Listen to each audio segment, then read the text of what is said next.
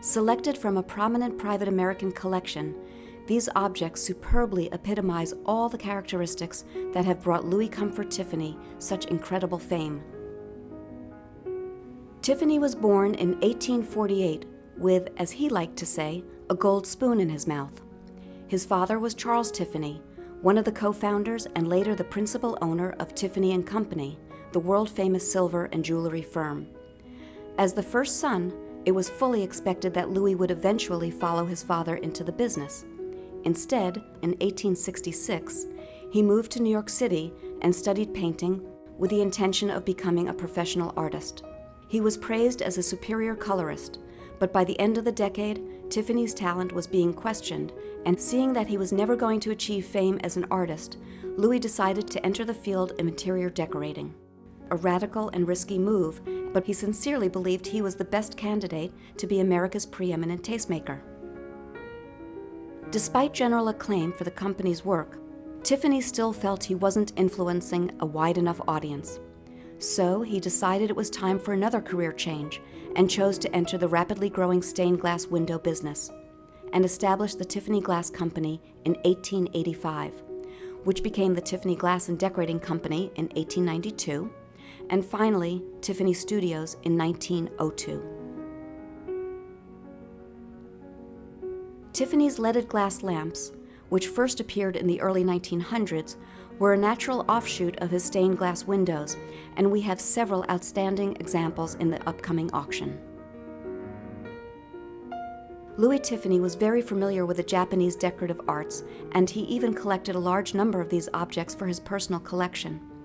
It is therefore not surprising that he created lampshades featuring peonies, a flower long treasured in Japan.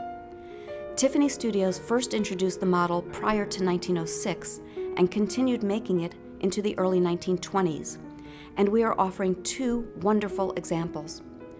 The table lamp was the first major lamp to enter the private collection, and it was followed just 1 year later by the stunning peony floor lamp. It's obvious to see why the collector so desired them. Both lamps capture the essence of Louis's unerring quest for beauty, his love of flowers, and the coming together of glass and design. The snowball table lamp is much more subtle in its colors than the two peonies, but is equally beautiful. Although this model has long been considered to represent a hydrangea, it's very likely Tiffany intended it to depict another flowering shrub, the viburnum. The shade certainly owes much of its design to the firm's better-known wisteria and laburnum lamps, with their irregular lower borders. The large white blossoms in this example are perfectly complemented by the surrounding rich green leaves and bright blue background. The daffodil lamp was widely produced between 1904 and 1924 and was one of Tiffany Studios' most popular models. The reasons for its popularity are clear when taking a close look at the example being offered. The large open yellow blossoms gently cascading downwards and among mottled green leaves on a background that gradually darkens from top to bottom creates a wonderfully naturalistic scene. And the base makes this a truly special lamp. Glass bases are rare to begin with, and those that do exist are almost always composed of green glass. For this lamp to have a blue glass base that so beautifully complements the background of the shade makes for an extraordinary combination. Tiffany Studios' blown glass has long been overshadowed by its more renowned leaded glass lamps and windows. However, Louis Tiffany was probably most proud of and best loved the blown glass vases that his glasshouse first produced in late 1893. We are delighted to be able to present an exceptional selection of blown glass pieces. The two Tel El Amarna vases, one green and the other blue, are beautifully offset with contrasting applied necks decorated with iridescent gold zigzags. Red is an exceptionally difficult color to produce in glass, but the two pieces being offered aptly demonstrate the glasshouse's mastery.